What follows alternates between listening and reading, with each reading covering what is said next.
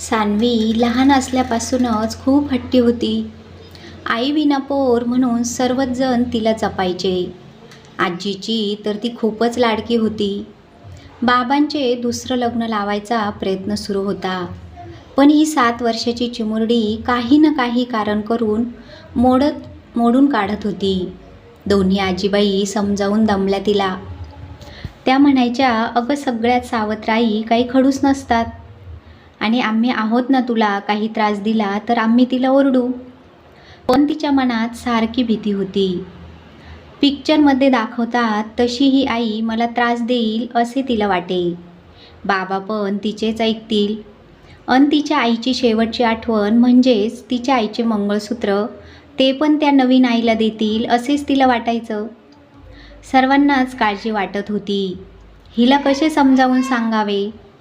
तिची आई म्हणजे सविता एका अपघातात 2 वर्षांपूर्वी गेली. तेव्हापासून हिला सर्वजण जपत होते, पण आता तिचा हा हट्ट म्हणजे जरा अतिच होता. कसे सांगावे आता हिला. तिच्या बाबांच्या आईनं तिच्याच मावस भावाची मुलगी पसंत केली. तिचे पण लग्न होऊन घटस्फोट झाला होता. तिला एक मुलगा होता, पण ही चिमुरडी ऐकायला तयारच नाही. तो मुलगा म्हणजे त्याचे लाड होणार, माझे नाही, हा एकच हट्ट धरून बसली. तिच्या हट्टापुढं सतीश पण नाही म्हणाला. दोन्ही आजी अजून चिंतेत होत्या. शेवटी सविताच्या आईनं तोडगा काढला. सविताची एक मैत्रीण, वय वाढलेले होते, त्यात परिस्थिती नाही म्हणून तिचं लग्न होत नव्हते. तिच्या घरी जाऊन तिने सर्व परिस्थिती सांगितली. ते सर्व ऐकून तरी सुषमा लग्नाला तयार झाली. त्यामुळे दोघी आजीबाईंना बरे वाटले. आता सतीश काय म्हणतो म्हणून त्यांना काळजी वाटत होती. सासूबाई बोलतायत म्हणून जावई तयार झाला मुलीला भेटायला. सतीशने सुषमाची भेट घ्यायची ठरवली.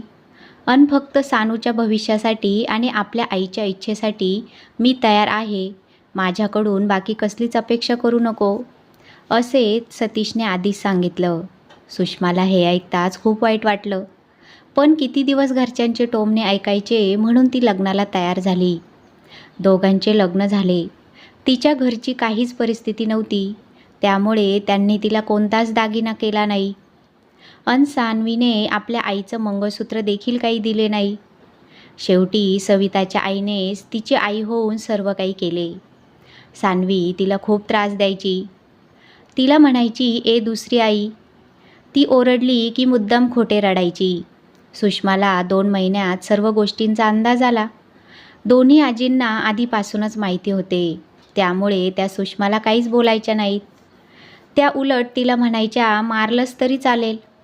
पण सतीशला मात्र अजिबात सहन व्हायचे नाही. सुषमाने मग तिच्या मैत्रिणीला म्हणजेच तिच्या शाळेतल्या टीचरला सांगून एक प्लॅन तयार केला. अन सतीशला खऱ्या परिस्थितीची जाणीव करून दिली. त्याने त्या दोघींचे आभार मानले अन गोड बोलून सान्वीला योग्य शब्दात समज दिली.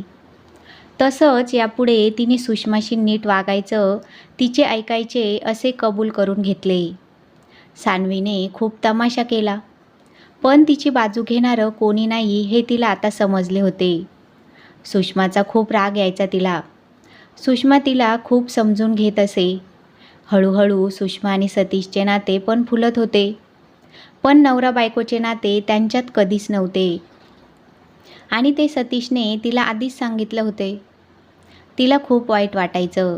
तिच्या अपेक्षा तिने मनात तशाच ठेवल्या. सान्वीला तिने कधी सावत्रपणा दाखवला नाही, पण सान्वी मात्र नेहमीच तिच्याशी वाद घालायची. हळूहळू सान्वी मोठी होत होती. सतीश कामानिमित्ताने सतत बाहेर असायचा.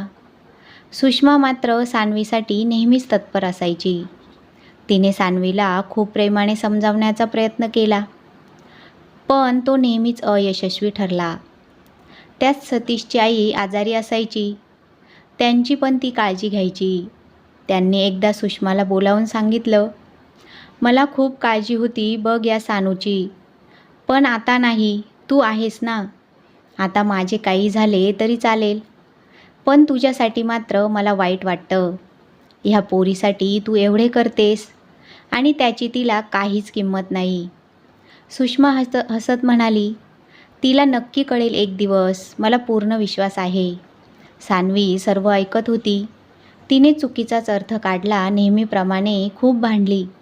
सतीश घरी आल्यावर त्याला उलटसुलट सांगितलं, पण त्याने सुद्धा सानूला सुनावले. रागाने ती जेवली नाही, म्हणून सुषमासुद्धा जेवली नाही. तिची समजूत काढायला गेल्यावर तिने सांगितलं, मला तुझ्या आईची जागा नको. तिची आठवण म्हणून असलेला हा दागिना म्हणजे मंगळसूत्र पण नको. मला फक्त तू आई म्हणून स्वीकार. ज्या दिवशी तू हे करशील त्या दिवशी मला मातृत्वाचा मोठा दागिना मिळेल. तोच माझा खरा पहिला दागिना असेल. पण ऐकेल ती सानू कसली. आहे तसेच चालू राहिले. काही दिवसांनी आजीची तब्येत बिघडली. तिने सतीशला बोलावले आणि त्याचा शब्द मागे घ्यायला सांगितला. सुषमा खूप चांगली आहे. ती कधीही भेदभाव करणार नाही. तू तिचा बायको म्हणून स्वीकार कर. तिच्याही काही अपेक्षा असतील त्या पूर्ण कर, असे सांगून आजीनं निरोप घेतला. सतीशला आईचे शब्द कानात घुमत होते. महिना झाला तरी तो त्याच गोष्टींचा विचार करत होता. गॅलरीत शांत बसला होता. तेवढ्यात सुषमा जेवायला येताय ना म्हणून बोलवायला आली आणि त्याचा बांध सुटला. तिच्या मांडीत डोकं ठेवून तो खूप रडला. आज 5 वर्षात पहिल्यांदाच त्याने तिला स्पर्श केला होता. सुषमा जरा गोंधळूनच गेली. तेवढ्यात सानू आली. त्यामुळे तो विषय तिथेच राहिला. काही दिवसांनी परत सर्व नॉर्मल झाले. दोघेही आता शरीराने मनाने जवळ आले होते. सान्वीला समज आल्यापासून तीही जरा बरी वागत होती. आता तिची 12वीची परीक्षा, त्यामुळे सुषमा तिचे टाईमटेबल सर्व व्यवस्थित सांभाळत होती. एकूण काय सर्व छान चालू होतं. अशात दृष्ट लागली. सतीशचा अपघात झाला आणि तो त्यात गेला. आता सुषमा आणि सान्वी दोघी होत्या एकमेकींसाठी. जे काही सेविंग्स होते त्यावर चालू होते. सुषमा काही ग्रॅज्युएट नव्हती, त्यामुळे तिला नोकरी मिळायचा त्रास झाला. छोटी छोटी नोकरी करत ती घर खर्च चालवत होती. सतीशचे सर्व सेविंग्स तिने सानूसाठी ठेवले. सानूचे प्रेम होते, त्यामुळे तिने सुयशसोबत प्रेमविवाह करायचा ठरवला. सुषमाने कसलीही आडकाठी केली नाही. सर्व चांगले आहे, सानू खुशीत राहील असा तिचा विश्वास वाटला. पण त्याची आई जरा खडूस होती. त्यात सतीश गेल्यामुळे यांची परिस्थिती जेमतेम होती. कोणताही बडेजाव न करता थोडक्यात लग्न करावे लागले. त्यात सान्वी येताना हवे तसे दागिने घेऊन आली नाही, म्हणून सासरी सर्व हिणवत होते. तिच्या सासूच्या मैत्रिणींनी तिच्या सावत्राईलाच नावं ठेवले. सावत्राई आहे ना म्हणून असे मुद्दाम पाठवले असेल. सगळे स्वतः घेतले आणि लेकीला लंकेची पार्वती म्हणून असे हे मंगळसूत्र घालून पाठवले आणि त्यावरती त्या हसू लागल्या. आता मात्र तिचा स्वतःवरचा ताबा सुटला. माझ्या आईची शेवटची आठवण म्हणजे हे मंगळसूत्र आहे, जे माझी इच्छा होती की ते मीच घालावे. तिचा आशीर्वादाचा हात आहे ह्यामध्ये. आणि माझ्या सुषमा आईला नावं ठेवायचे तुम्हाला काही अधिकार नाही. आज ती आहे म्हणून मी आहे.